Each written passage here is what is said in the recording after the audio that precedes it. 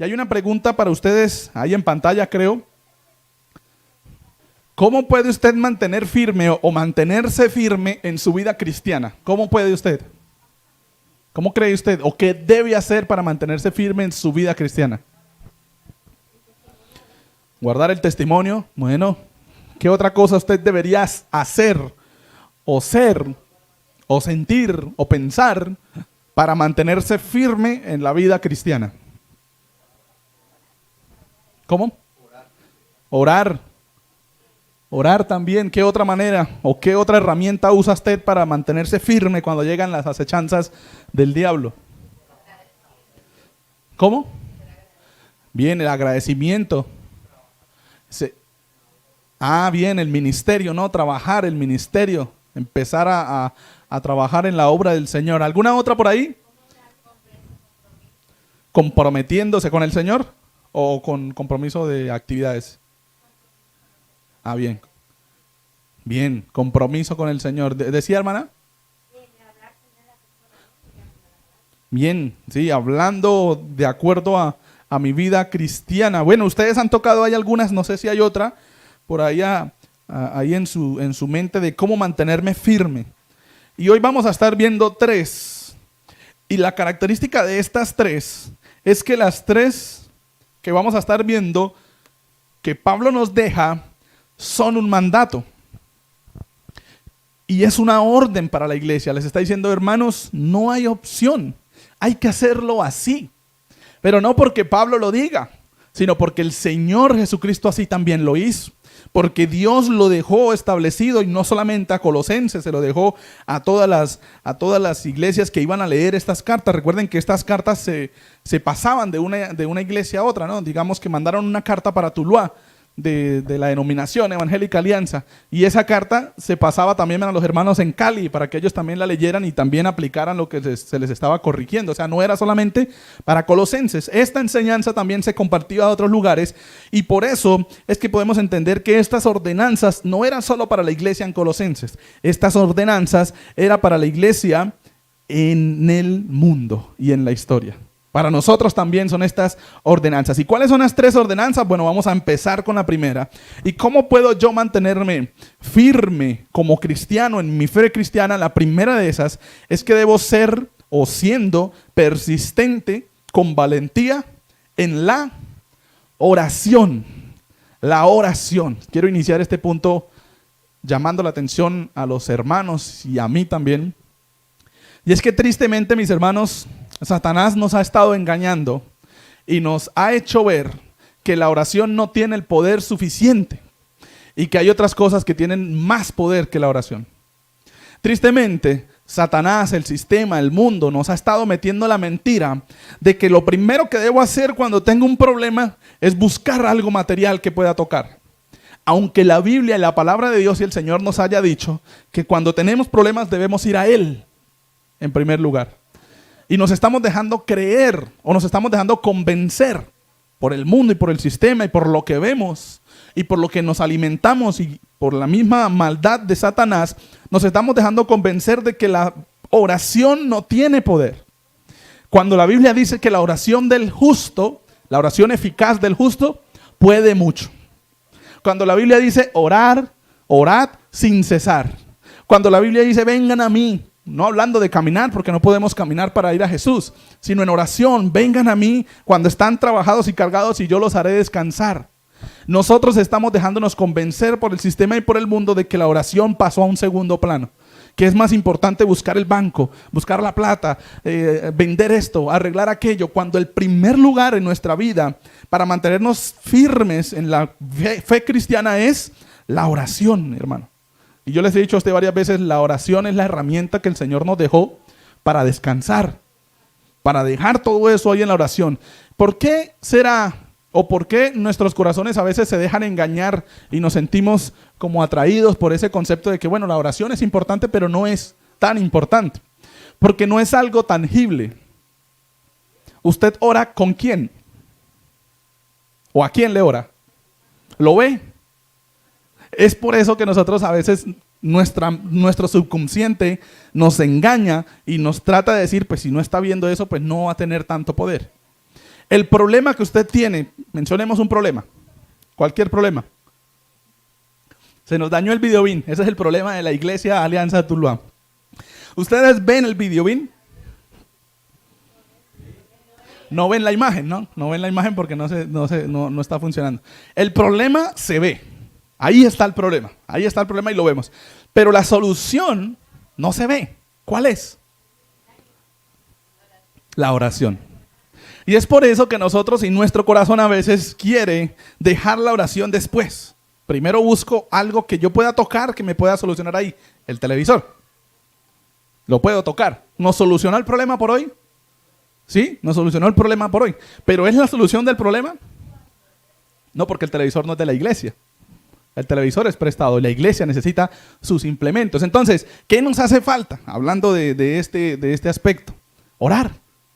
Orar ahora por el videobeam. Orar, o bueno, si es un televisor o lo que el Señor tenga, orar para que el Señor nos dé la provisión para poder tener nuevamente en donde proyectar, que sea de la iglesia, para poder tener esa imagen también para nosotros. Entonces, mis hermanos, llamo la atención, o nos llamo la atención, a mí también, de que no dejemos la oración o no pongamos la oración en el tercero o cuarto lugar cuando hay un problema.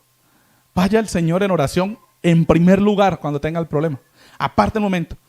Mire, es la única solución que usted tiene en su mano en cualquier momento, en cualquier circunstancia, a cualquier hora, en donde esté. Es la única solución que usted tiene en su mano y que es efectiva en cualquier lugar. Quizá usted, ahorita tenemos el problema, vamos a orar ahorita entonces por el videobeam. Ahorita tenemos el problema del videobeam, pero pueden haber otros problemas, no sé, de pronto alguna enfermedad, ¿no? Y está muy mal usted y está en cama. Usted no necesita de ir a un lugar especial para orar al Señor. Usted tiene la solución ahí en la cama y es orarle al Señor. Entonces, mire, y si es otro problema, también puede hacerlo en oración. Mis hermanos, el llamado de atención para nosotros en esta mañana es que si queremos ser sólidos, si queremos ser firmes en nuestra fe cristiana, no desplacemos la oración del lugar. La oración es importante y la oración es la herramienta que el Señor nos dejó para manifestar el poder que tiene solo con hablarle a Él, solo con descansarle a Él nuestros problemas. Ahí ya empezamos nosotros a disfrutar. Pero solo empezamos a disfrutar de la oración cuando oramos. Solo empezamos a disfrutar del poder de la oración cuando nos arrodillamos y ponemos en manos del Señor el problema. Solo empezamos a disfrutar del poder de la oración cuando somos firmes y, como inicia diciendo el versículo 2, somos perseverantes en la oración. No es fácil mantener esa costumbre de oración, pero por eso Pablo les dice, sean perseverantes. Y no les está diciendo si quieren. Mire que aparece con una D al final. Gramaticalmente eso es una orden. Les está diciendo, hermanos, ¿ustedes quieren ser firmes en la vida cristiana? Porque a veces los hermanos dicen eso, ¿no? A veces la iglesia menciona, no, hermano, es que a mí me cuesta mucho eso. No, hermano, es que yo me siento tan débil espiritualmente. No, hermano, es que yo no soy tan maduro espiritualmente. O todavía no, hermano, porque no me siento capacitado. Bueno, aquí Pablo le está diciendo la oración, mi hermano. ¿Cómo está usted en la oración? Usted es perseverante en la oración, lo que tiene que hacer es ser perseverante. La palabra aquí da la idea de aferrarse y de no soltarse. Ese es el término perseverar. Que usted empieza algo y se queda y se aferra a eso y no sale de ahí, no se suelta de ahí nunca. A eso tenemos que aferrarnos. ¿A qué? A la oración. ¿Qué dice Romanos 12:12? Dice, gozosos en la esperanza, sufridos en la tribulación, constantes en la oración. Gozosos en la esperanza, uy, sí, suena bonito. Sufridos en la tribulación, bueno, suena obvio, porque si estamos en tribulación, pues sufrimos. Pero cuando dice constantes en la oración, ahí es donde nosotros empezamos a tener problemas. Porque oramos un momentico y queremos que ya el Señor solucione el problema. Porque hacemos una oración de medio minuto y ya, Señor, solucióneme eso. Podríamos orar ahorita 30, 15 segundos por el videobeam y esperamos que llegue alguien a regalarnos un videobeam ahí a la puerta, porque ya no volvemos a orar por eso. Ya no volvemos a orar por eso. Entonces, perseverantes en la oración. ¿Cómo? A nivel personal, a nivel suyo, mi hermano, velando, dice el versículo 2, en la oración con acción de gracias. Laura lo mencionaba ahorita. ¿Cómo ser firmes en la vida cristiana? El agradecimiento, mi hermano. Velando en el agradecimiento hacia Dios. Se nos facilita agradecerle al Señor por un plato de sancocho bien poderoso que nos vamos a pegar hoy más tarde o mañana o en estos días, qué sé yo. Se nos facilita agradecerle al Señor por un postre, por un dulce, por algo que nos gusta, se nos facilita. ¿Por qué? Porque nos gusta.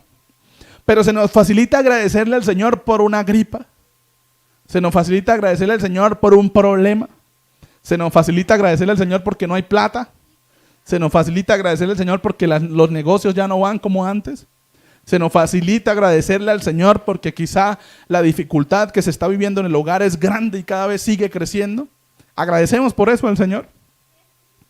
En este tema del agradecimiento, yo recuerdo mucho a la frase del pastor que se las he mencionado varias veces, ¿no?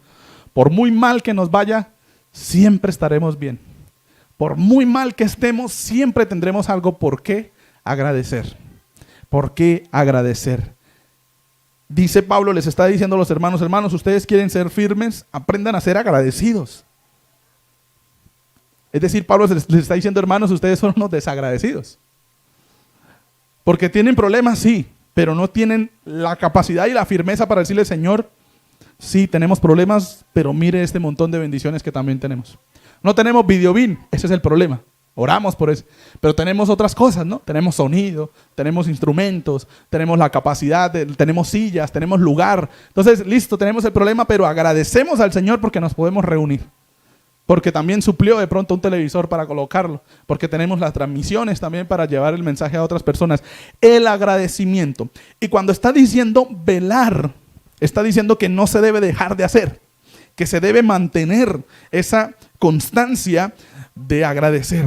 Que se debe mantener esa constancia de decir, Señor, gracias. Aunque haya problemas, gracias, Señor. Aunque hayan dificultades, gracias, Señor, porque tengo que comer. Aunque toque solo la arepita y el huevito y no más. Aunque toque solo el medio pan porque el otro medio es para la cena. Gracias, Señor, porque tengo pan. Gracias, Señor, porque tengo esto. Hay que aprender a ser agradecidos. ¿Recuerdan la historia de cuando el Señor se fue a orar al monte y le dijo a sus discípulos, espérenme aquí? Eso creo que está en Marcos. Espérenme aquí, Marcos 14. Creo que por acá lo tengo anotado. Si usted en algún momento lo quiere estudiar. Marcos 14, sí, Marcos 14. Y les dijo, espérenme aquí y oren. Acompáñenme en oración aquí, que yo voy a ir a este lugar a orar, ¿no? Y Jesús se fue a orar. ¿Cuánto tiempo? ¿Recuerdan? 1 hora se fue a orar. ¿Qué es lo más largo que usted ha aguantado orando? ¿No se acuerda porque se quedó dormido? ¿Alguna vez ha orado 1 hora? 1 hora se fue el Señor a orar. ¿Cómo? 1 hora se fue el Señor a orar. Oró 1 hora y regresó. ¿Y qué panorama se encontró el Señor Jesús? Sus discípulos estaban durmiendo. Quizás estaban agotados, sí, pero el Señor Jesús también estaba agotado. ¿Por qué el Señor quería que lo acompañaran en oración? ¿Qué se acercaba? ¿Cuál era la necesidad? ¿Qué se acercaba? Se acercaba la entrega del Señor Jesucristo en la cruz. ¿Quién estaba sufriendo? Jesús. Jesús estaba sintiendo un gran dolor, incluso al punto de decirle, Señor, si es posible, pasa de mí esta copa. Diciéndole, Señor, si es posible, busca otra manera. Se sentía mal, Señor Jesús se sentía mal porque sabía que se iba a separar al cargar el pecado de toda la humanidad. ¿Y a quién acude Jesús a decirle que lo acompañen en oración, que le ayuden en oración? Eran 12 discípulos hasta ese momento. Esos 12 discípulos, ¿qué habían recibido de Jesús? Además de la palabra, amor, comida, el tiempo, habían visto milagros, habían visto cómo el Señor era el Dios. Y el Señor les pide un favor, les dice, ayúdenme a orar, me siento mal, ayúdenme a orar. Me siento cargado, le dice el Señor Jesucristo, el mismo que les dio tantas bendiciones durante 3 años y medio. Y sus discípulos no fueron capaces de aguantar en oración. El Señor Jesús vuelve y les dice, no han podido velar 1 hora. mantenerse, ¿no? Quedarse ahí orando una hora, le pregunta a Pedro, y pues ahí entendemos que todos estaban durmiendo. El pobre Pedro, otra vez, fue el que llevó el que llevó el garrote ahí, porque pues fue el que menciona en Marcos. Entonces, mis hermanos, mantener ese deseo de agradecer es el hecho de velar. Mantenerse firme agradeciendo, diciéndole: Señor, gracias, gracias. Que cuando llegue el primero, que cuando llegue el problema, lo primero que se nos llegue a nuestra mente es agradecerle al Señor por ese problema. Agradecerle al Señor por la dificultad. Gracias, Señor, por ese problema. Gracias, Señor, por esa dificultad. Gracias, Señor, porque pude disfrutar durante mucho tiempo eso y listo, ya se acabó. Pudimos o logramos disfrutar del videobeam durante casi 2 años, creo, con ese videobeam. Gracias a Dios por ese videobeam. Lo disfrutamos y tuvimos la idea de estar ahorrando, ¿no? Iniciamos ese ahorro desde hace un tiempo atrás. Ahí está, y seguimos ahorrando. Bueno, gracias a Dios por ese videobeam. Ahora pues toca proyectarnos a ver cómo podemos alcanzar a tener algo para también proyectar la imagen. A nivel colectivo, en segundo lugar, en el mantenerse en la oración, después el versículo 3 inicia diciendo: orando también al mismo tiempo por nosotros, para que el Señor nos abra puerta para la palabra, a fin de dar a conocer el misterio de Cristo, por el cual también estoy preso. Mire que notamos ahí a Pablo en la misma situación del Señor Jesús. El Señor Jesús, obviamente, a una escala mayor, porque iba a morir. Pablo iba a morir por toda la humanidad y por los pecados. Pablo a una escala de pronto un poco menor, porque en el momento estaba preso.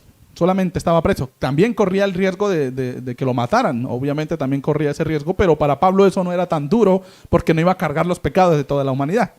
Iba a morir por los suyos, o iba a morir por su vida nada más. Entonces aquí vemos a Pablo, y Pablo les dice: hermanos, agradezcan las cosas que tienen, pero también oren en intercesión por mí, por nosotros, dice Pablo. Oren en intercesión por nosotros. ¿Para qué?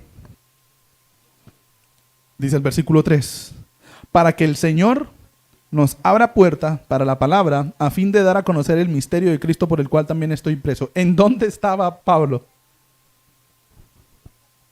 ¿Qué puertas le iba a abrir el Señor en la cárcel? Humanamente podríamos decir: pues allá ¿qué puede hacer, no?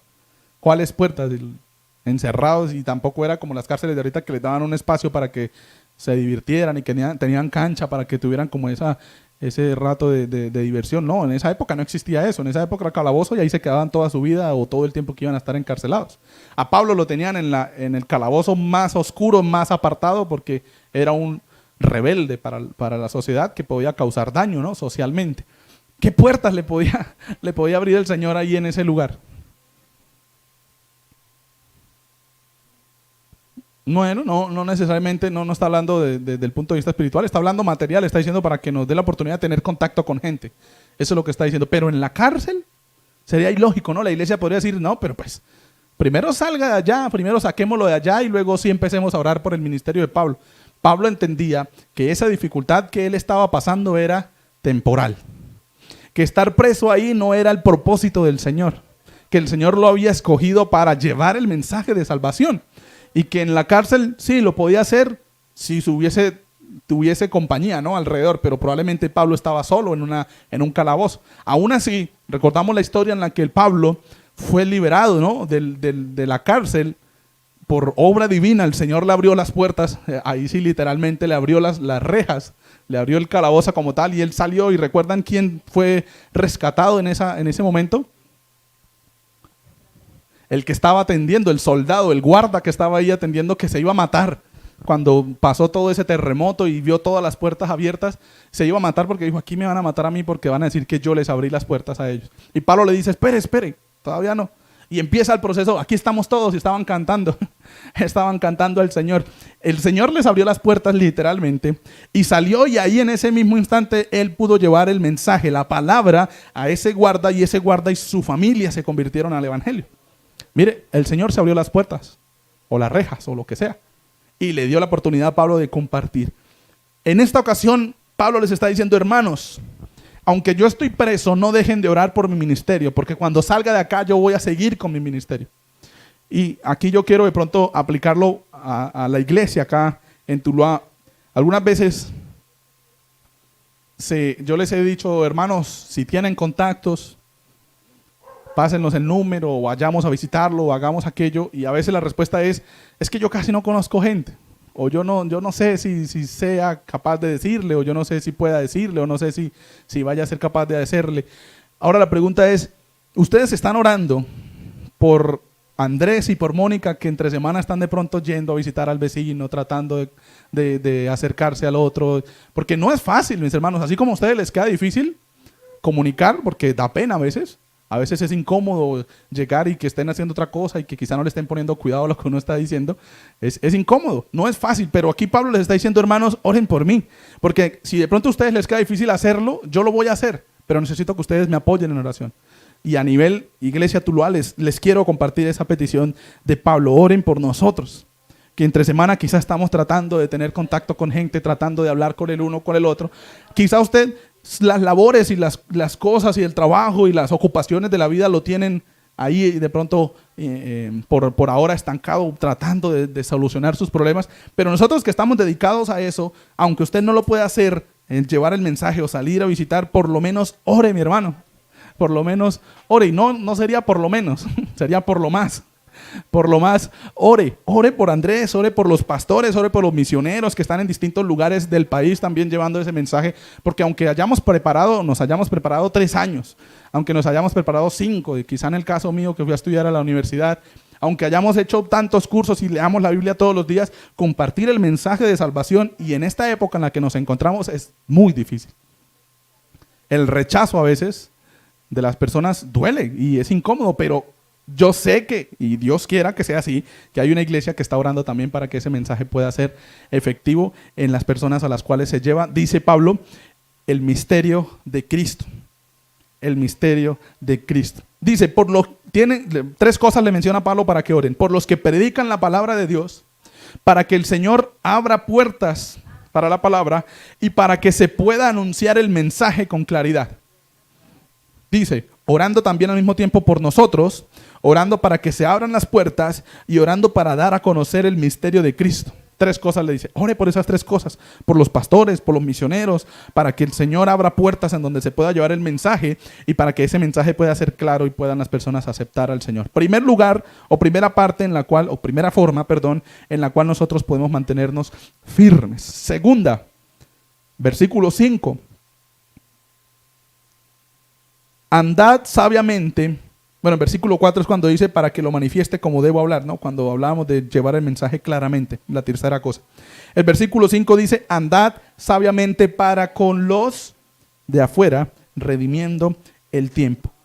Segunda manera de mantenerse firme en la vida cristiana es siendo oportuno en las relaciones públicas, siendo eficaz en las relaciones públicas, siendo el que se necesita en ese momento para las relaciones públicas. Mis hermanos, el Señor no nos dio la oportunidad de trabajar, no nos dio la oportunidad de tener amigos, no nos dio la oportunidad de ser vecinos, siendo hijos de Dios para comportarnos como cualquier persona.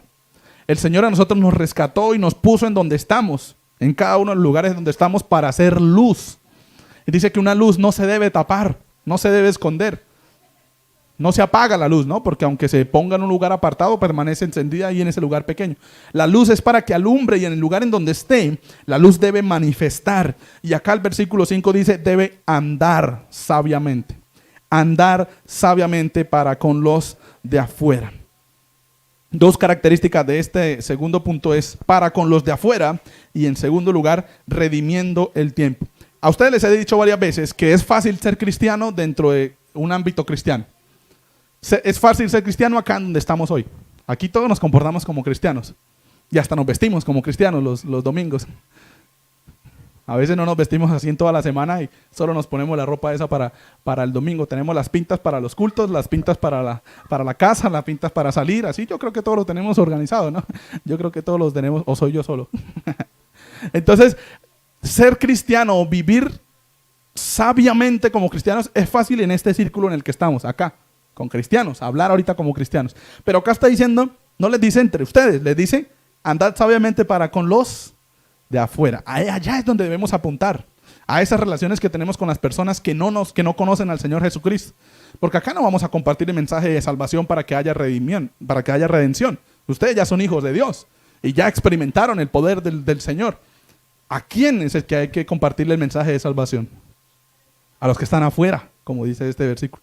A los que están afuera. Pero hay que hacerlo sabiamente. Dice, no está diciendo el versículo 5, vayan y anuncien el mensaje y proclamen el mensaje de salvación. Y como en estos días por acá pasaba una señora con un parlantico enseñando, leyendo unos versículos, no entendíamos muy bien porque sonaba muy distorsionado, pero ahí se quedó dando vueltas en esta misma cuadra como una media hora, yo creo, como un poquito más. No sé si don Miguel y doña Lili la escucharon hace como una semana ya, hace como ya una semana, y fue y vino y regresó, no sé si porque vio el letrero, pues estaba tratando de dejar el mensaje ahí, pero no se trata de hacer eso, lo que le está diciendo es andar sabiamente. ¿Qué es andar sabiamente? Comportarse sabiamente. No les está diciendo tienen que andar con la Biblia debajo. No les está diciendo tienen que andar con los folleticos que Andrés les colocaba ya al inicio para apenas vea la oportunidad, tome. Y listo, lo inyectó con el bosquejo y ya no. Le está diciendo que usted debe comportarse bien como creyente. No debe obrar mal. No debe ser piedra de tropiezo. Y tiene que ser ejemplo en toda buena obra. Eso es lo que cambia a las personas. Eso es lo que les llama la atención a las personas. Que el cristiano viva como cristiano. Lo que a las personas los aleja muchas veces del cristianismo es que el cristiano no vive como cristiano. Que aquí se reúne como un cristiano y aleluya y gloria a Dios y alza las manos y de todo, pero sale y en la casa o con el vecino es otra cosa. Eso aleja a las personas de Cristo. Y acá Pablo les está diciendo, hermanos, tienen que andar sabiamente para con los de afuera. ¿Cómo más? Redimiendo el tiempo. ¿Qué significa redimir el tiempo? ¿Qué entendemos por redimir el tiempo?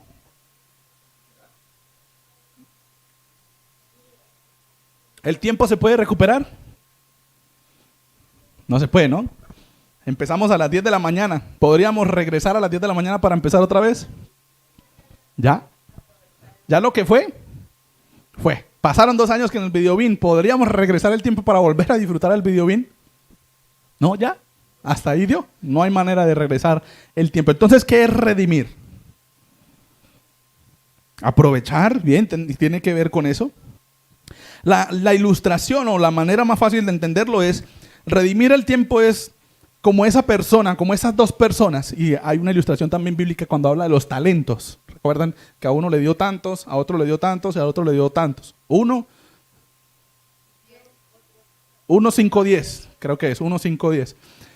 El de 10 trabajó, aprovechó esos talentos, ese dinero que le dieron, lo multiplicó y llegó con más ganancias. El de 5, aunque era menos, no se desanimó porque no le dieron 10, sino que fue y los trabajó y llegó otra vez, llegó ante el jefe con ganancias. El de 1, ¿qué hizo el de 1? Le dio miedo que tuviese que presentarse ante el jefe sin nada porque de pronto lo perdieran alguna cosa. Empezó a ver las cosas negativas y lo enterró. Dice que lo guardó por allá y cuando llegó el jefe solo le llevó ese, ¿no?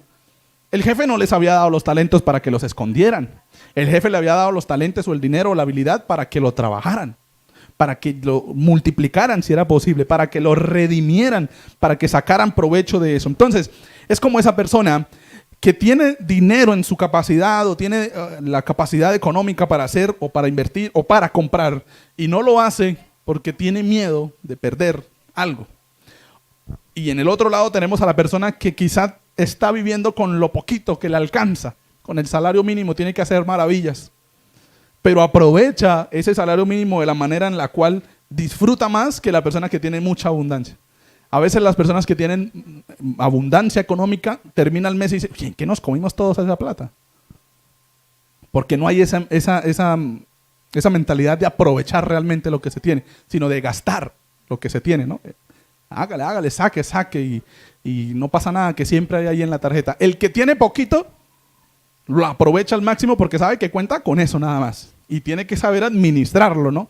Y si es $1.000.000 de pesos, tiene que saber multiplicar ese $1.000.000 de pesos para que le alcance para todo lo que necesita. El que tiene mucho, como tiene tanto, muchas veces no se preocupa por administrarlo, sino gastar y gastar. Y acá cuando está diciendo redimir es lo siguiente: todos contamos con las mismas 24 horas al día. Todos acá.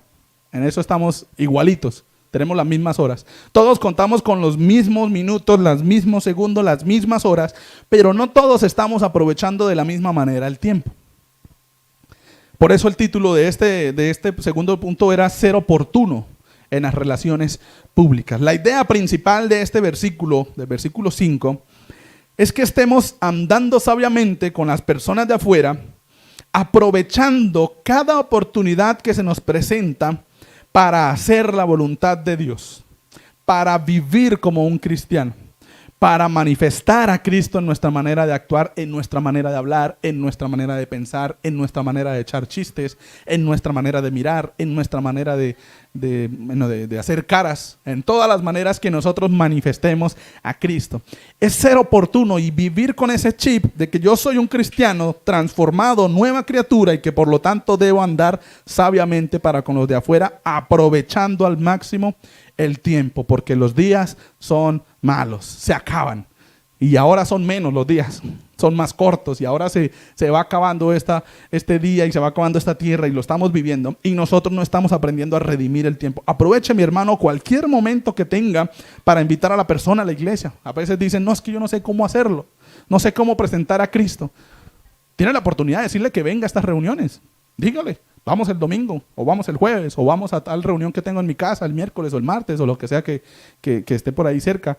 Vamos a compartir, vamos. Ahí no tiene usted que hacer nada, solamente invitarlo. Y si el Señor toca el corazón de esa persona, pues esa persona irá, ¿no? Esa persona tendrá la oportunidad de ir. Efesios 5, 15, 16 nos dice, mirad pues con diligencia cómo andéis, no como necios, sino como sabios, aprovechando bien el tiempo, porque los días son malos. Eso es redimir el tiempo. Entonces, dos cosas llevamos: mantenernos firmes en la oración, ser oportuno en las relaciones públicas, o sea, ser el que se necesita en la relación en nuestro hogar, en la relación en el trabajo, en la relación con el vecino, en la relación con la pareja, en la relación con los hijos, en todas las relaciones, ser el que Dios quiere que nosotros seamos. Y en tercer lugar, el versículo 6 nos dice, sea vuestra palabra siempre con gracia, sazonada con sal, para que sepáis cómo debéis responder a cada uno. En tercer lugar, cómo mantenernos firmes en la fe cristiana, siendo una persona que habla o un hablante con propósito. Que cuando habla con la intención de edificar y no con la intención de hacer daño. Que cuando habla con la intención de producir algo agradable en las personas y no con la intención de destruir algo en las personas. Padres, les he dicho muchas veces, cuidado con cómo usted se expresa con su hijo. Porque aún en la relación, aunque es menor y aunque es su responsabilidad, usted debe tratarlo como algo que el Señor le dio para que usted administrara. No como algo que el Señor le dio para que usted acabara y destruyera. Cómo se relaciona usted con su esposa, cómo habla usted con su esposo, cómo le expresa su amor a su esposo o a su esposa. Y hay algunas características acá en este versículo, también en el versículo 6, dos características, y dice, hablen siempre con gracia. ¿Qué significa hablar con gracia? Que las palabras que nosotros pronunciemos sean agradables al oyente, apropiadas y edificantes. Eso no significa que yo soy tolerante en mi hablar con respecto a algunas cosas. Es decir, que digamos que se está hablando de, algo que no esté bien. Les pongo este ejemplo. No sé si han escuchado la paloterapia. ¿No han escuchado la paloterapia? Ajá, eso. Lo que le dan el castigo que le da a la sociedad, la justicia por mano propia llaman, ¿no? Cuando agarran a un ladrón, que la misma sociedad que lo agarra empieza a darle palo, ¿no? Por eso le llaman paloterapia. ¿Cómo un creyente podría hablar con gracia de ese tema? ¿Cuál debería ser la posición de un creyente en ese aspecto? A veces escucho cristianos diciendo, se lo merecía, le dieran duro, estaba bueno, ¿para qué se ponen a robar? Uno va con las cosas de uno y vienen y le quitan las cosas y nadie hace nada y la justicia los mete a la cárcel y a la semana ya están libres otra vez. ¿Ese es el hablar con gracia de un cristiano con respecto a este tema? ¿Cómo debería hablar un cristiano con ese tema? ¿Cuál debería ser su posición al hablar de ese tema? Mejor no hablar. Bien, sí, que el Señor tenga misericordia de ese ladrón. El, el problema es que nosotros como creyentes, bueno, el problema no. La situación es, mis hermanos, que nosotros como creyentes vivimos por el Espíritu. Vivimos por las cosas espirituales. Entendemos ya ese misterio para la gente, que cómo es el Espíritu, que cómo así que vivir en Espíritu. Nosotros ya estamos de este lado viviendo.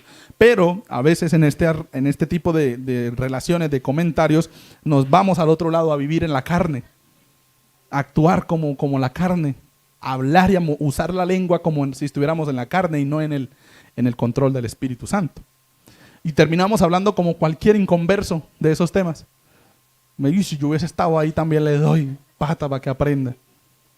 ¿Así habla un cristiano de esas cosas? Que hablen los inconversos de eso no es nada raro porque están controlados por la carne, los que no son hijos de Dios. Pero un creyente hablando así, un hijo de Dios hablando así, y así con otros temas. Así con otros temas. A veces el hablar con los hijos también termina siendo el padre como si fuera cualquier otro inconverso maltratando a sus hijos con el habla. Es que usted no sirve para nada, es que usted es un yo no sé qué, un yo no sé tantas. Y con esa misma boca llega el domingo a alabar al Señor. Dice, sea vuestra palabra siempre con gracia. No significa que cuando digamos hay algo negativo, algo que se está haciendo mal, por ejemplo, en este caso de la paloterapia, bueno, en el caso del niño que de pronto hizo algo, no significa que yo tengo que ser tolerante con el error. Porque sí, yo entiendo que el ladrón está haciendo las cosas mal, y está robando, y está pecando, y está haciendo las cosas mal. Pero también entiendo que mi posición ahí no es la justicia por mano propia. Entonces yo no tengo por qué defender esa actuación que está teniendo la sociedad con ese ladrón, pero tampoco tengo por qué defender al ladrón que hizo las cosas mal. El ladrón merece su castigo por su pecado, porque la paga del pecado es muerte, separación de Dios, y el Señor ya se encargará de darle ese castigo. La justicia tendrá que hacerlo, la justicia a la cual nosotros nos acoplamos.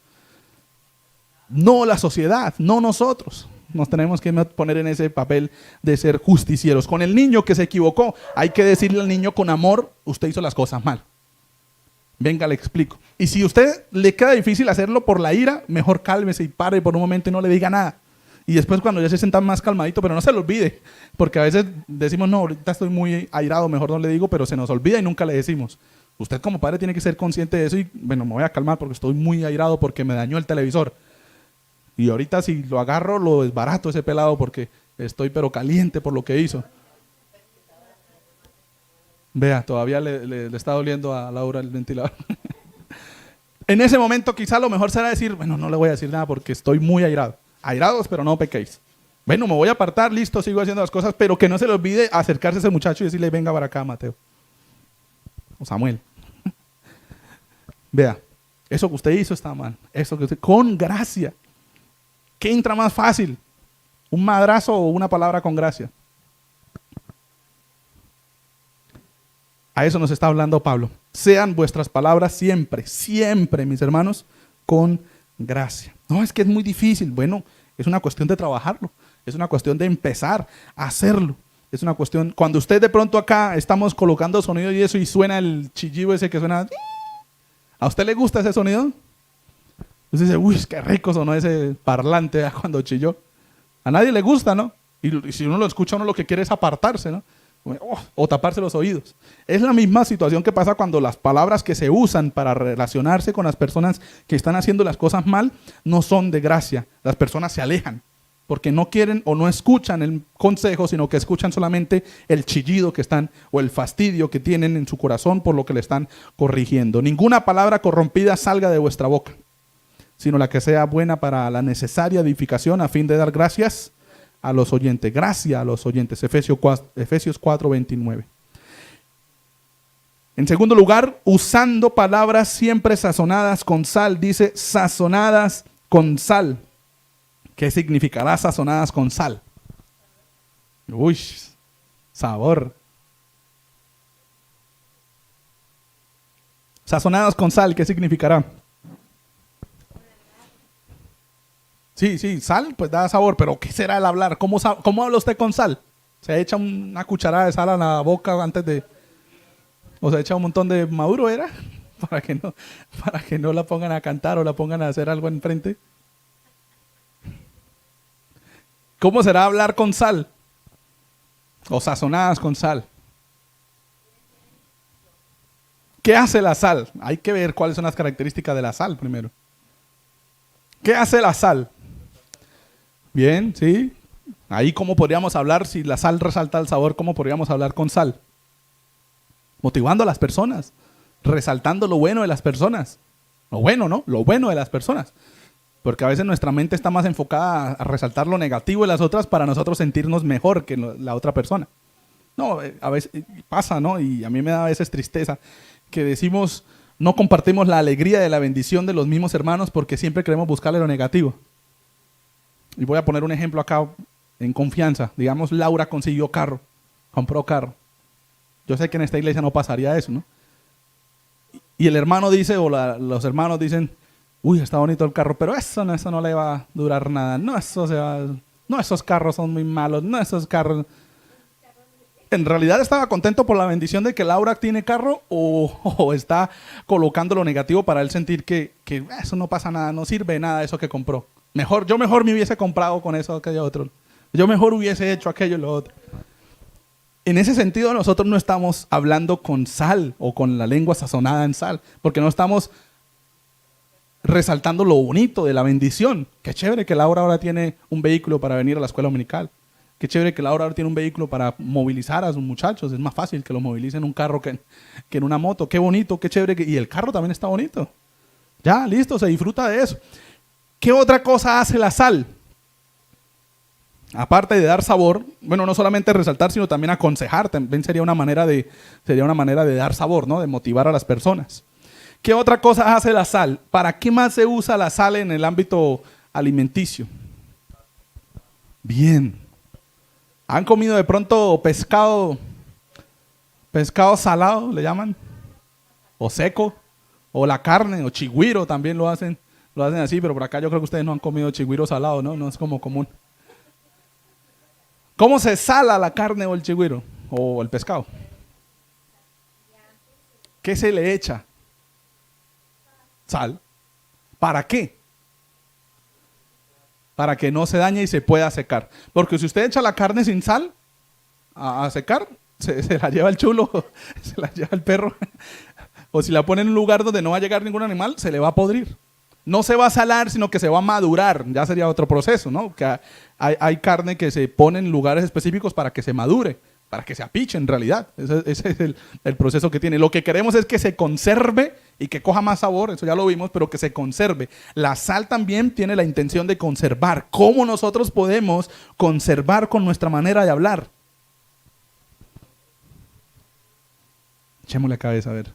¿Cómo puedo yo hacer el efecto de la sal al conservar en mi manera de hablar?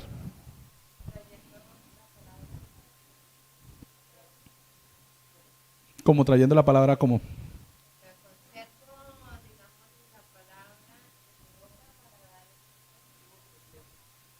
No. ¿Cómo puedo conservar? ¿O cómo mi manera de hablar puede conservar algo? ¿Cómo? Bueno, eso sería la de dar sabor, siendo de ánimo. Advirtiendo, mis hermanos. El término es advertir con mi palabra. El hecho de que yo tenga que hablar con gracia, el hecho de que yo tenga que hablar sazonando, motivando, no quiere decir que yo tenga que hablar de manera recta. El pecado es pecado. Y mi palabra debe mencionarlo así, como tal. Y a veces por no hacer sentir mal a la otra persona, entre comillas, empezamos a caer en la herejía de estar de acuerdo con pecados que la persona está cometiendo. No pasa nada, pues tampoco es tan grave que usted le haya sido infiel a su esposa. ¿Cómo? El pecado es pecado. No está tan mal que usted se haya robado esos 50,000. ¿Por qué? El pecado es pecado. ¿Cómo puedo yo conservar? Advirtiéndole, diciéndole antes, hermano, eso que usted está haciendo está mal. Con gracia, con amor, o hijo, o esposo, o esposa. Lo que usted está haciendo está mal, o lo que va a hacer está mal. Mejor no lo haga. Ahí yo le conservo quizá a esa persona el error, o evito que caigan en pecado, o le doy la advertencia para que no lo haga, así como la sal protege la carne para que no se pudra, para que no se dañe. En esa manera nosotros podemos hablar para conservar. Y a veces nosotros es otra manera, ¿no? Nos callamos y cuando pasa lo que pasa, entonces decimos, yo sí sabía que eso le iba a pasar. Si sabía, ¿por qué no lo dijo? El que sabe hacer lo bueno y no lo hace, le es pecado. Dice la Biblia. El que sabe hacer lo bueno y no lo hace, le es contado por pecado. Si usted está o tiene la oportunidad de advertirle y conservarle a esa persona la vida quizá, o que se evite que traigan algún problema y usted no lo hace, como, ya que aprenda con el golpe, el que sabe hacer lo bueno y no lo hace, le es pecado.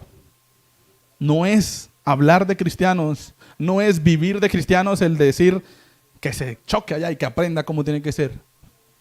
Ahora, si yo lo digo, tampoco la persona va a cambiar porque yo lo diga, pero yo ya cumplí con decírselo. Y ya para mí no hay pecado. Ya para mí no hay pecado. Si la persona lo comete, pues entonces la persona ya es responsable de su decisión. Hablar, usar palabras sazonadas con sal en este pasaje 6 es dos cosas. Uno, motivar, aconsejar. Cuando hablábamos del sabor, ¿no? Motivar, aconsejar, ver lo bonito de la bendición, animar a las personas. Y dos, evitar o advertir o pronunciar palabra que evite que la persona caiga en pecado, que evite que la persona se equivoque, y no decirle, no, que se lleve su tiestazo para que aprenda que así es que tiene que, así aprendí yo y así también se aprende. No, evite que esa persona quizá caiga en ese problema. Para que sepáis, termina diciendo el versículo 6, cómo debéis responder a cada uno. Necesitamos eso, entender cuál es la capacidad de la sal, o cuál es la característica de la sal. El creyente está llamado, terminemos concluyendo, que el creyente está llamado a vivir en solidez su fe cristiana, y lo hemos visto de tres maneras: siendo persistente en la oración. No traslademos la oración del lugar. La oración tiene que ser el lugar, tiene que tener un lugar importante en la vida del cristiano. Siendo oportuno cuando tenemos relaciones públicas, en el trabajo, en la casa, en el hogar, siendo la persona oportuna para ese lugar, el consejo oportuno, y siendo un hablante con propósito. No caigamos en charlas vanas que no tienen ningún propósito de edificar, sino de destruir. A veces en las iglesias grandes se ve que las hermanas o los hermanos, vamos a tomarnos un cafecito. Y se van de pronto a tomar un cafecito, pero la idea no es tomarse un cafecito. La idea es rajar de todo el de la iglesia y darle palo al que de pronto está por ahí caído. Y eso no es ser un hablante con propósito. ¿Qué propósito tiene o qué edificante tiene ir al murmurar de otra persona? Ninguno. Entonces mejor no lo hago. No es de mayor propósito, si yo sé que alguien está en pecado, ir con el hermano que me va a ir a tomar el cafecito y decir, vamos a visitar al hermano, vamos a motivarlo, vamos a de pronto a corregirle con la Biblia lo que está haciendo mal. ¿Qué es más edificante? ¿Darle palo al hermano que se cayó, o ir a visitar al hermano que se cayó y que hizo las cosas mal? Gracias a Dios estamos dentro de la iglesia y de la gracia, pero al mismo tiempo tenemos la responsabilidad de mostrar a través de las santas escrituras y de llevar o de traer a los que han de ser salvos en Cristo Jesús. Esas tres maneras nos ayudan a que las personas conozcan al Señor. 1, orando por esas personas. 2, actuando como cristianos. Y 3, hablando como cristianos. Que el Señor nos ayude a tener esas tres cosas en nuestra vida que Pablo nos ha dejado en el capítulo 4, versículo 2 al 6.